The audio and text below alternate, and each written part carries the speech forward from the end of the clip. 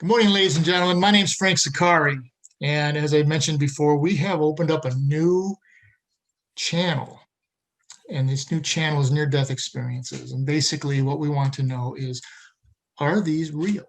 We hear so many people talk about them. We hear so many doubters. We hear so much, both sides. Now, we've all heard the stories, but did they really happen?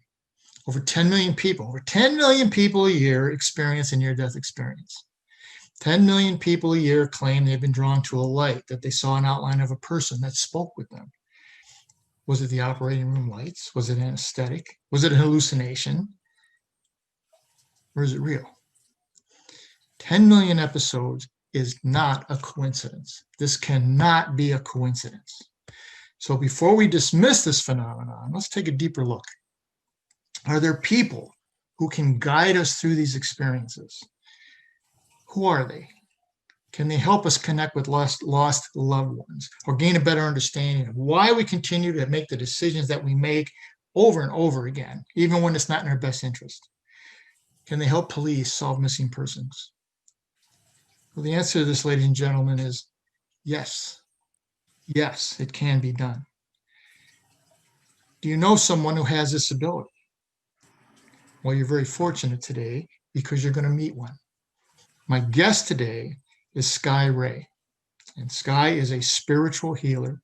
She's a teacher, an advisor, a counselor, a medium, a self-transformation coach. Let's hear her story as she can explain it. Sky, welcome to Life Altering Events. Hi, Frank. Thank you so much for inviting me. I'm so happy to be able to bring this information and education and my story to your listeners today. And this is important because, ladies and gentlemen, a number of folks are they're PhDs and they're educated and they can explain it in intellectual term. Sky's lived it. She's lived it. So let's get into this. Sky, give the viewers an overview of your background, how you evolved in this at a very early age, and what interested you in this spiritual transformation. Well, Frank, I have to say, from early on, literally, I've had a very, very, very hard life. With that being said, when I came into this lifetime, I had a mission and a purpose. And I think I definitely understood my place and my part as early as the age of 8, when I recognized that I was different with how I perceived things, but also how I challenged how I perceived things by the questions that I sought out by reading books like Sigmund and Freud, Carl Jung, Nicole Tesla. Like, these are things that 8-year-olds don't go and do. That's I right. also went to a lot of churches.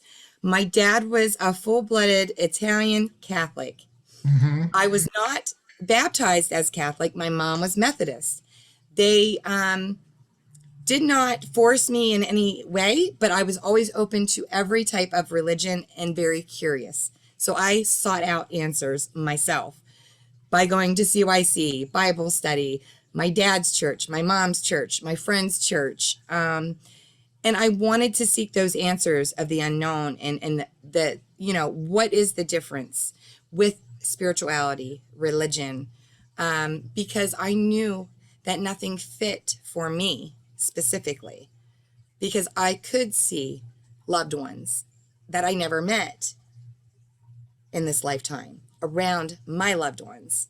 And then I had, experiences very early on with a passing of my grandfather, my mom's dad, to stage 4 cancer, lung cancer. And he was one of the people that kind of lived with us, Italian families. My grandfather lived with my mom and dad, but then my other grandfather would stay with us. And when my parents were working, my other grandfather, Donald, would take care of me. So I was very close with him. When he got sick and passed, I realized what I was seeing and why I was seeing it, because I understood he was with me in this life. He played a very significant role, but it also was a great tragedy early on for me. it just took me some time to understand, obviously what I was experiencing with my gifts, and then also being different, but that grief and that loss. And with sharing my stories and my experiences, I try to lay out the path of how it looks as a medium, a natural born medium. We come into this world with our gifts, but we still need to understand the knowledge from my guides that I get trained. But I had to understand in my own time, in my own way, and everybody's different, how that looks and how that unfolds naturally. And what that did for me was my path kind of slowly unfolded.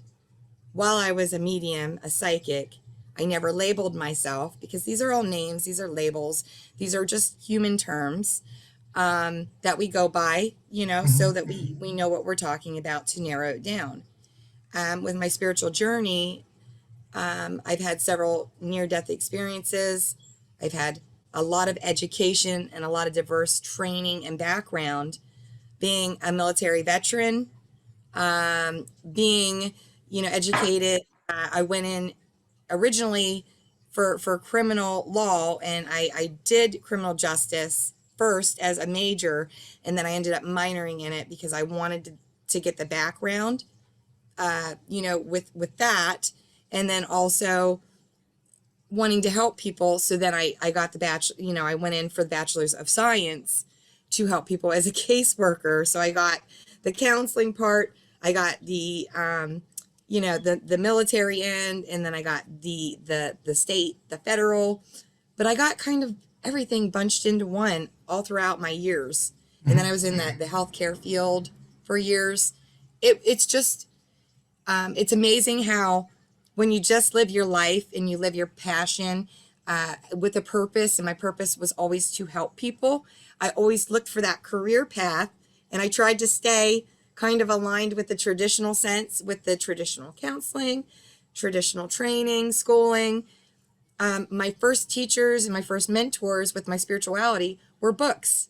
I educated and I soaked everything up like a sponge. So I have that training, and then, the educational side. But the most important part that everybody needs to understand is we're all different. We all have our own path. We're our own snowflake, so to speak, our own unique gifts with our own passions. And when you align those and tie those together, your path kind of lays out for you the way it's meant to be, regardless of how it looks, with mistakes, grief, trauma. It's how you stay resilient through this process of unfolding. It's amazing. So you have put a great deal of energy into educating yourself and understanding this from all different kinds of angles. So Yeah.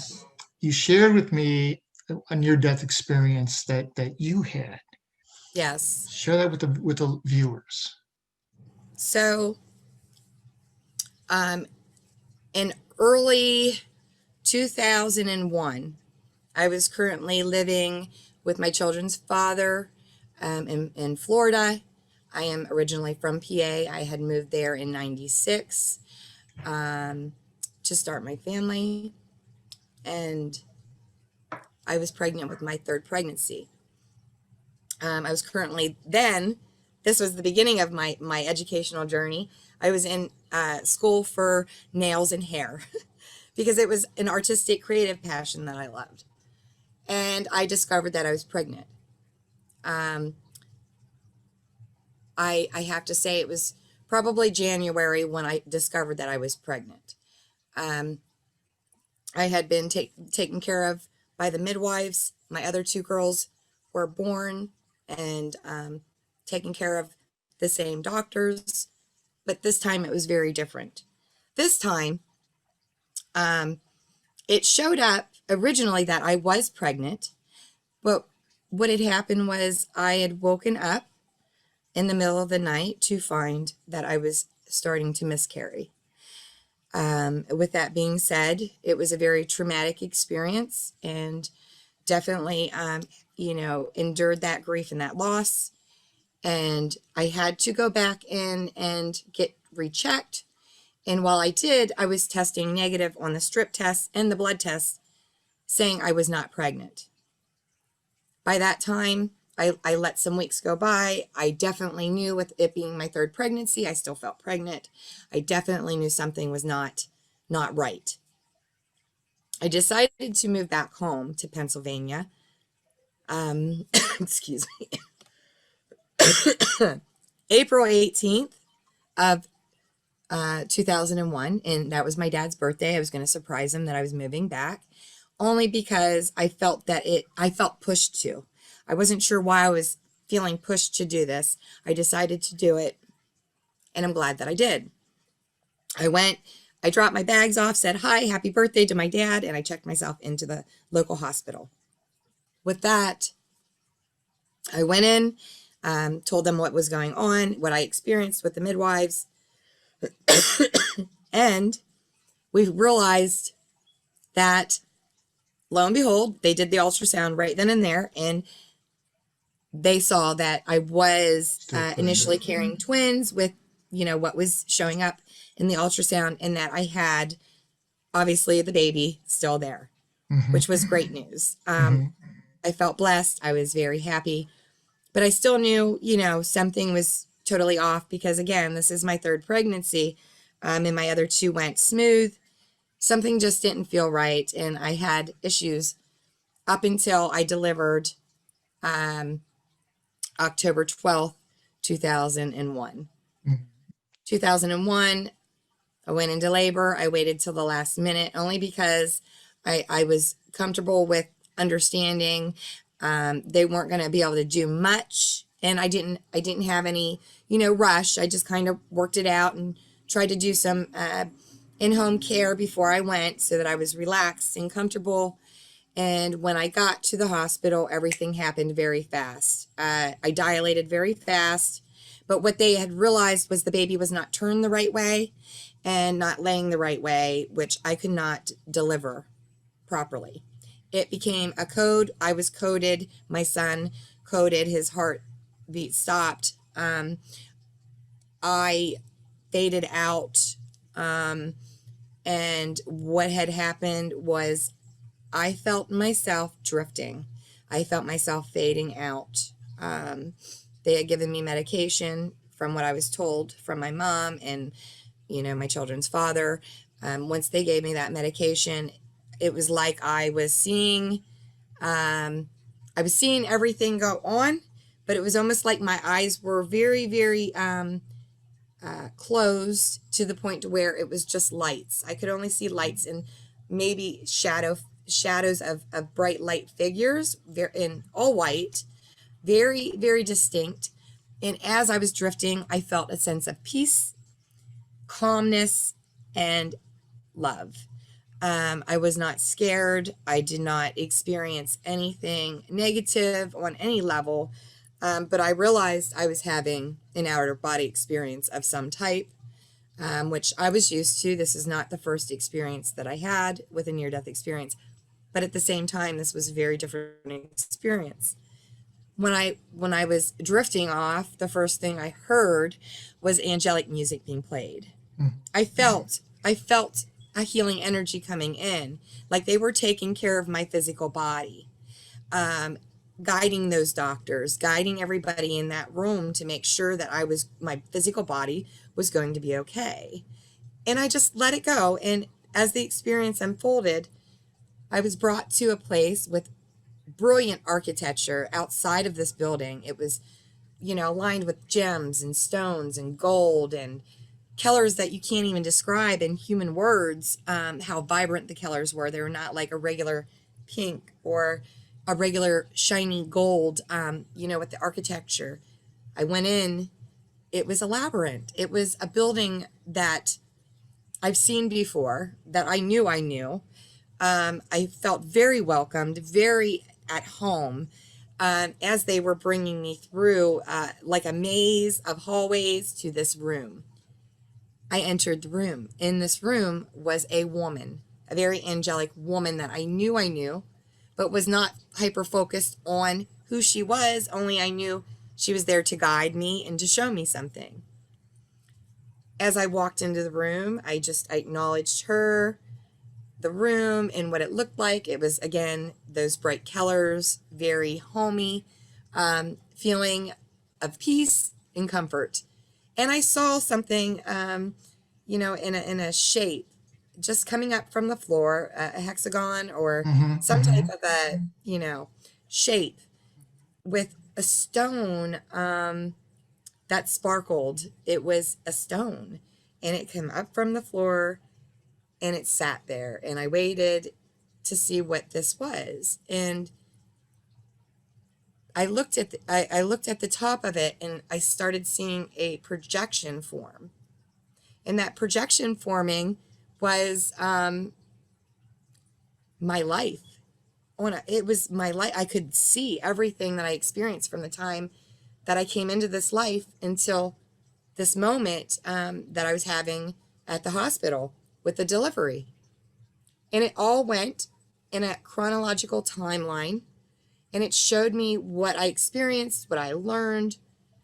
But it also reminded me who I was and what I was here to do. It was almost like an interactive point to catch me up. I felt like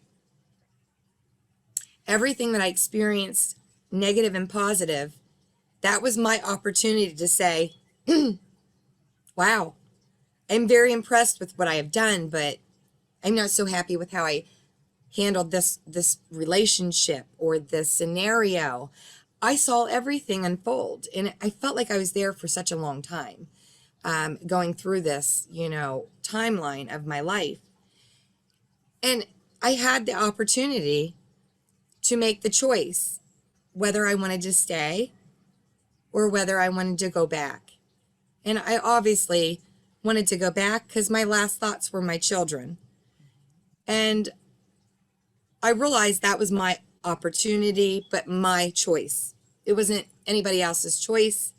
It wasn't God's choice. It wasn't the people in the room's choice. It was just a point to come together, to get back on track, to reestablish what I needed to know to help me.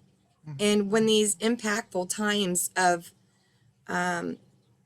grief, trauma, loss, whatever comes up, these are these points where we will come to maybe not always a near-death experience, but maybe an outer body experience where we think it's a dream or an interactive, lucid, vivid dream that people may call them. It's just a point of check-in is what I call it. And we have several of these during our lifetimes. It So could this look is like a car amazing. accident. So you had It the could look option. like, it could look like just a surgery. It could look like just you going in for a regular checkup while you're being put under. This is what these experiences come from. And they don't always have to be a near-death experience. Here's an interesting point you made, that you had the choice to come back and you saw, I still have more to do, and this is where I can improve myself. Right. Okay. Right. Now you're a medium, Yes. and people come to you, and one of the things that in reading your profile was people will come to you in situations of grief, a lost loved one, or a situation where I'm in a pattern and I'm making poor decisions. Here's a classic one. I get in these relationships and it always seems to be the same person. It's always the wrong person and it always ends badly. Right. Why? Why do I do that? Now, as a medium, and they come to you, what do you do to help them to see where this is coming from? So just to validate, there is a psychic medium, the mediumship and the psychic part can come together. But this, with that insight, that would be the psychic part of it, the knowing and the feeling. So what people would come to me for this certain insight could be the mediumship reading combo with the psychic intuitive part in counseling, where I do counsel, people in the relationships that repeat these patterns. So what happens is we have certain things that we come here and plan prior to entering this our birth and this lifetime. And those are soul contracts. And those soul contracts are in place way before we decide to even come. This is planned out before we do anything. And what that is us saying, you know, when I come to Earth School, as we call it, the spiritual people call it Earth School, I want to have this experience with this person and I want them to help me. So I'm going to have a conversation with this person, and I'll say in the fifth dimension, or as some people call it, heaven, as some people call, you know, where we come from. We'll interact with that person, and this person could look like, for an example, my ex-husband. And we can sit down and say, this is what we need to clear and heal. Let's try to do this in this lifetime. Now, in this lifetime, I am on my second marriage. My ex-husband and I severed and agreed, you know, to experience everything we experienced. The mistakes, the problems, the poisonous, you know, toxic relationship.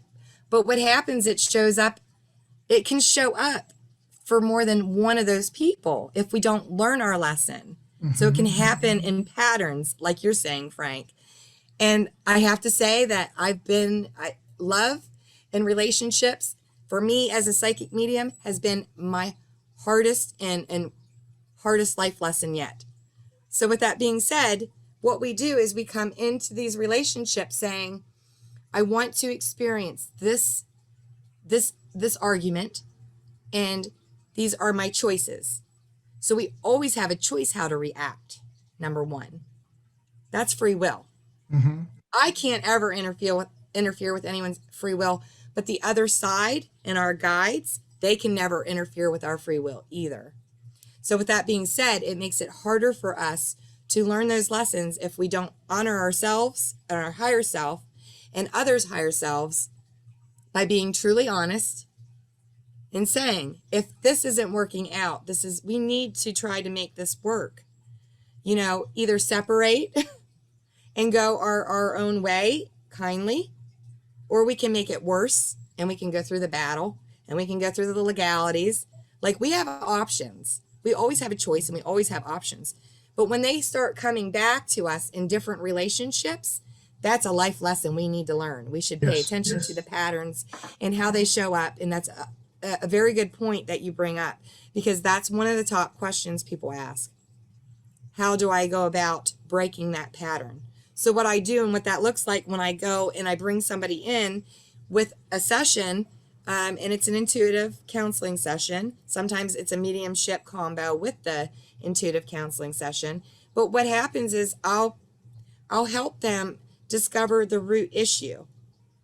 And that root issue will usually come through as a message that I hear, see, or know from my guides when I connect with their guides to get to it. And I will usually, you know, say, well, this is what I see, this is what I hear. Does that make sense? And all I ask is for a yes or no. I don't fish for info. And you know, through the testimonials and the things that people have left me, that evidence is laying there. It states, obviously, this is what you're going through. This is how to get through it. Are you willing to step into your higher self? Are you willing to do the work for you? So then it comes back to self-love, self-care, self-worth, which is very hard for us when we've been hurt, we've been traumatized, you know. And then I work with them on that deeper level and help them get through that, or identify what the issue is, how to go about it, and what the result, you know, can look like. What is the potential?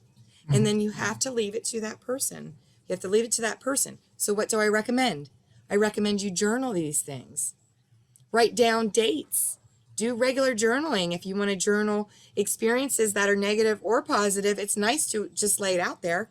So what I do when I work with people, I always say, what are your pros and your cons? Give me your achievements and give me the things that you think that you didn't do so well. I guarantee you that your achievements are so much more greater than your losses and your tragedies and traumas. And that's how I go in and work with my people one-on-one. This is something I gained from my schooling, my education, formally, but not only that, by using it in my own life and helping people get to the root causes, but also understanding how to build them back up to show them the positives instead of latching on to those past mistakes and those regrets, because we have to be able to move on and be resilient. Mhm. Now, as an empath, you, along with all your training and everything else, you have this ability to feel, almost take on their feeling. Is that correct? Yes. Yes. So with the empathic part, that is a rarity for people to be that Mhm. empathic. But what that means is we take on the energy of others, the feelings of others, the feelings of a room, whatever it may be. Also, being a physical medium, I take on those from spirit physically into my body. And that's also something called trance mediumship, where you're just able to allow them to come into a space and I move out of my own way. And I want to get that connection on that spiritual soul level where I'm actually blending with that soul of that loved one, of a client, to be able to connect with their energy to bring through their messages more clearly.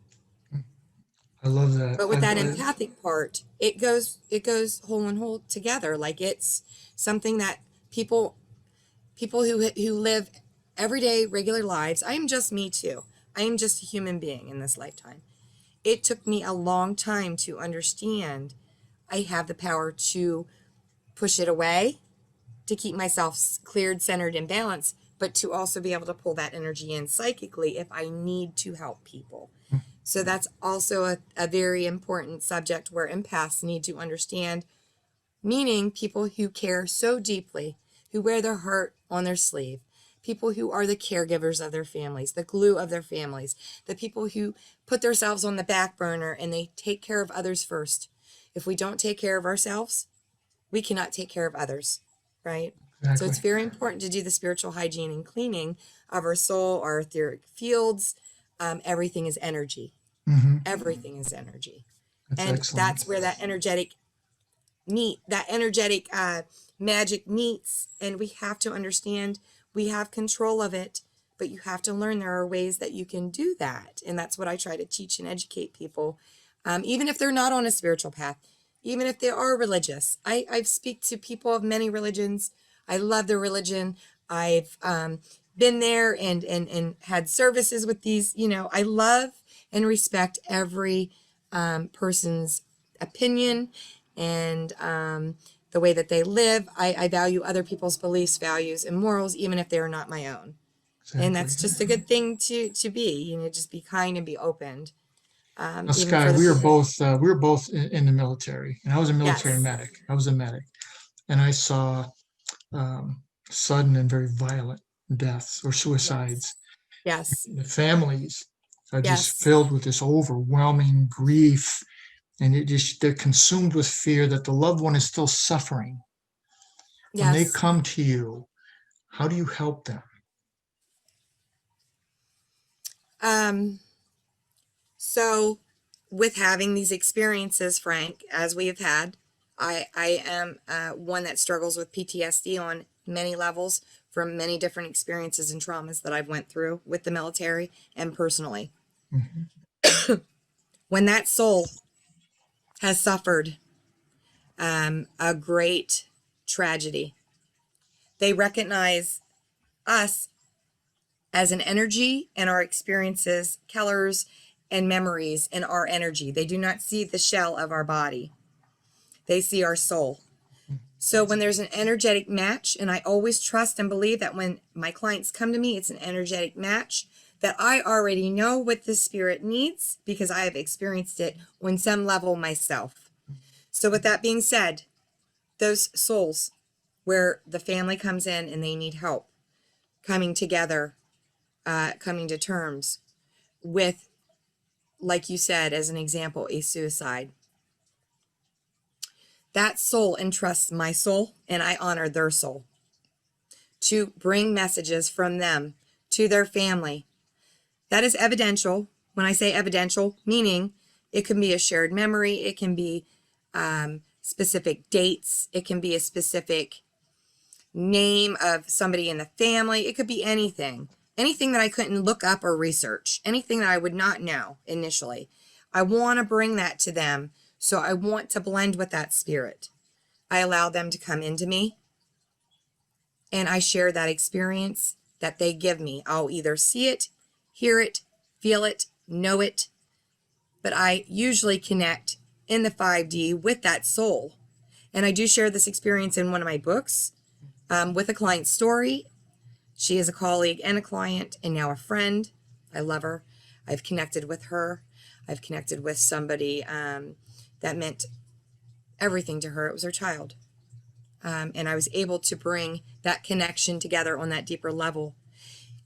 When we experience something as great and as impactful as a suicide, the soul has to go into a cocoon type state sometimes. And when I say this, that soul then wants to connect with the family to let them know, hey, I am okay. I am at peace. Not all of them are. These are always case specific. Everybody's different. Every soul is different. Every scenario is different. But this one in particular, her child came and said, Mom, I love you. I'm here. He gave me all the information she needed. But what he did was he brought me to her near-death experience. And I share this in my book. Brought me to her near-death experience. I was fully engulfed in their experience, and he brought me physically to the other dimension, connecting and blending with him that shared story and experience.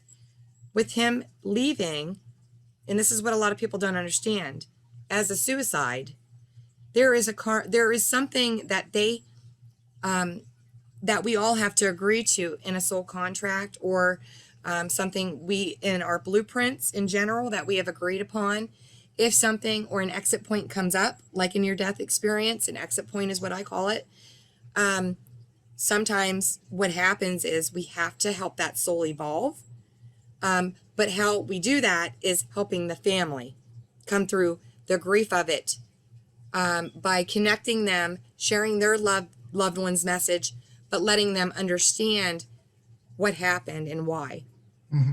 So in this particular situation, this soul had to experience a brief cocooning of understanding why he did what he did without judgment. We only judge ourselves. Nobody judges us. This is us and our soul. This is our decision.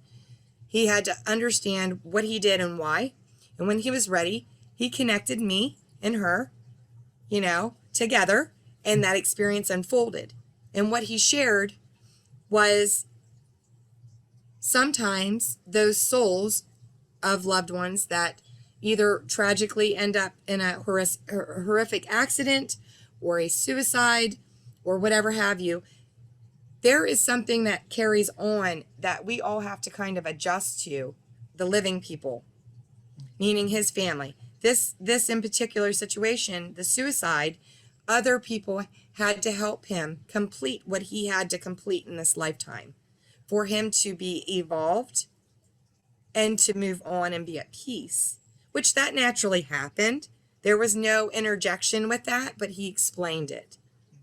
So with him explaining that, then I understood, what happens. The souls sometimes need us to help in this lifetime by loving others and connecting others, and to talk and share messages of love and help each other through this hard time.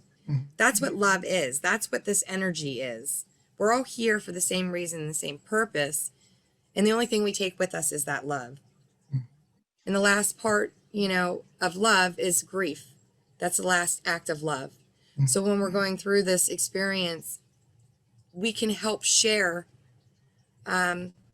in whatever way it is that we do that, by our jobs, by just talking and being compassionate, whatever it may be. This is what he taught me, and how to teach others how that looks and what that looks like. So there was a blessing in disguise. It's an ebb and flow. Life is an ebb and flow. It's a roller coaster. It's never going to be an easy way. How would we learn anything? And these were the messages. And he said, Mom, you're not done yet. You got to go back. I love you. I'm sorry. And he had his compassion and his sympathy, but I am okay now. And the message was very strong. I am okay. I am at peace. I'm not suffering. I did not suffer. I don't want you to suffer. I live vicariously through your mission now. He is her guide. He is her angel by her side that guides her now. That's And I amazing. share all of this in my book. That's amazing. I have one more question for you. You work with Yes. police on Yes. missing person cases. Okay, so the gifts you have help out. How do you make this connection with the missing person? Is it the same approach, same model? I don't approach anyone. I'm just here. This is something that you cannot unsee. This is something that I've actually done and had interaction with missing person cases since I was 9 years old.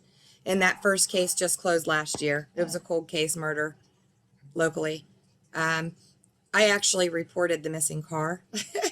At 9 years old, I was taking a walk with a friend's family, and that was my first interaction with reporting something. Obviously, I was too young, and the family member reported it for me, but it was before she was even missing, Frank. My goodness. And then there's a lot of different scenarios, and I won't share that today. I will write That's about okay. that in my second book. But very interesting question is I never look for clients. I will put my posts, my offers up.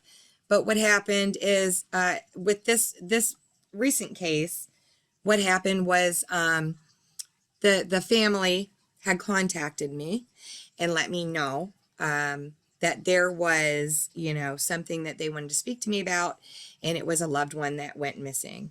And the aunt contacted me. She is a nurse that serves at this hospital locally, and she's very well known, and people know me. So somebody talked to her that knew me, and I got referred, as I always do. Word of mouth is the best, I always say. And what had happened from that point was she contacted the private detective on the case, the lead detective, and they had brought me in. So that lead detective then from the state police had brought me in the background, and I did my job. And he was found, the body was found and recovered. But it was very sensitive. It's very sensitive. But that's where my background and my skills from my education came in. Exactly. And how I work skill set wise with the forensic mediumship part of it. And I love that because initially what I thought I wanted to do was go be an investigator and a detective. I went and trained with the state police after I joined the military. They scouted me out. But these are just the scenarios, you guys, that come into our lap. And I always said I tried to do it the traditional way because I was scared to come out to say who I was of fear of being judged. And there you have it. Don't be scared to be who you are because your true path and your purpose is very important. And if there's anything that I can share, I would love to share that. Nothing you're doing is wrong. Everything that you're doing is right. Just stay true and honest to yourself and who you truly are. Right? Wow, that is a great place to end this conversation, ladies and gentlemen.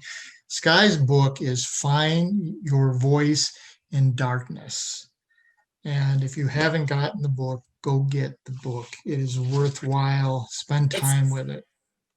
It was a pleasure to be able to write my stories, Frank, and to share these stories and a lot about what we talked about. It's all there. It's all the in there. training. It's all there. I appreciate you for bringing me on. I am so happy for our connection that we made and the referral that got me to you to share the story. 'Cause it's very important. It's wonderful. As I've said, ladies and gentlemen, we're just about out of time. I want to thank Sky one more time. This was amazing. This is someone who has had the experience, the near-death experience, has lived through it, and now has gifts and skills and training to help others. So, ladies and gentlemen, no matter what life throws at you, and as you heard today, it's going to throw a lot at you. Please do 3 things. Look up, get up, and never, ever give up. Pick up the pieces, move forward, and better times and better people will come into your life. If you want more information on Sky, you can get to her website or contact me, and I will make sure it gets to her. Now, you can see this show on ROKU TV or on my YouTube channel, Frank Zacarri. I will also send links as the production is done to Sky, and she will post those in all the places that you see her and interact with her. Let me leave you with one last thing, ladies and gentlemen. None of us are in this alone. And the secret to walking on water is to know where the rocks are. And today's Sky showed us where many of those rocks are. Join me again next week we get into another life-altering event or near-death experience. Thank you. Thank you, Frank.